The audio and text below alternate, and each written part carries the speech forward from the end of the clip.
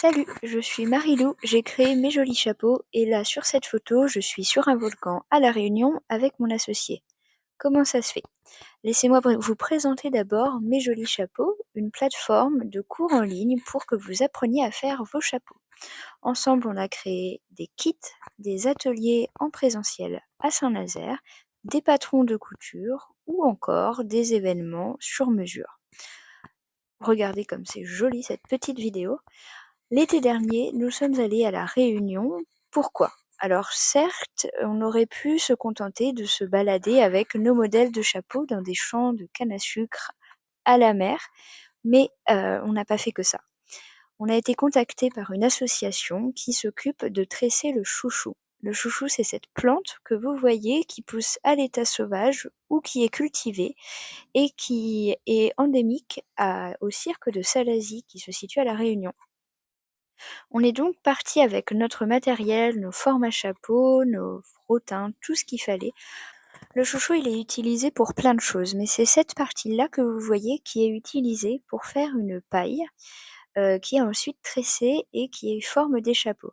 Donc là, c'est Elena qui nous montre. La tige est d'abord coupée en deux et puis tout le verre en fait est raclé plusieurs fois pour vraiment que la paille devienne toute blanche. Donc il y a cette première étape.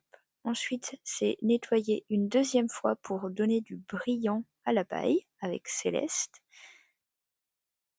Puis retremper dans l'eau pour que le verre parte complètement.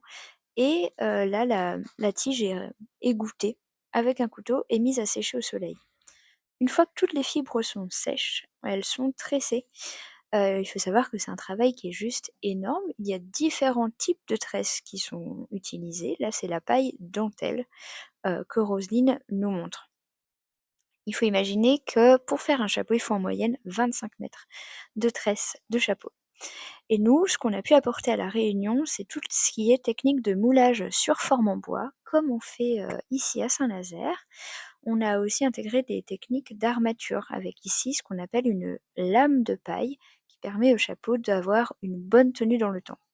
À la fin de la formation, il y a eu une restitution officielle avec tous les chapeaux qui ont été créés, le président de l'association, la maire de Salazie. C'était un moment qui était fort et encourageant.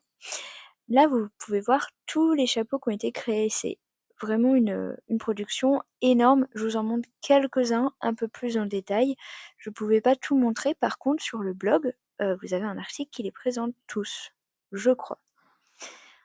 Imaginez tout le travail qu'il y a dans la fabrication d'un chapeau. Au-delà de la fabrication de la tresse, du moulage, il y a également un énorme travail de garniture, qui est un des travail qu'on adore dans notre métier de modiste. Je vous laisse avec Nelly qui regarde l'océan Pacifique et son joli bob, et je vous dis à très vite pour de nouvelles aventures et de nouvelles formations autour de la fabrication des chapeaux.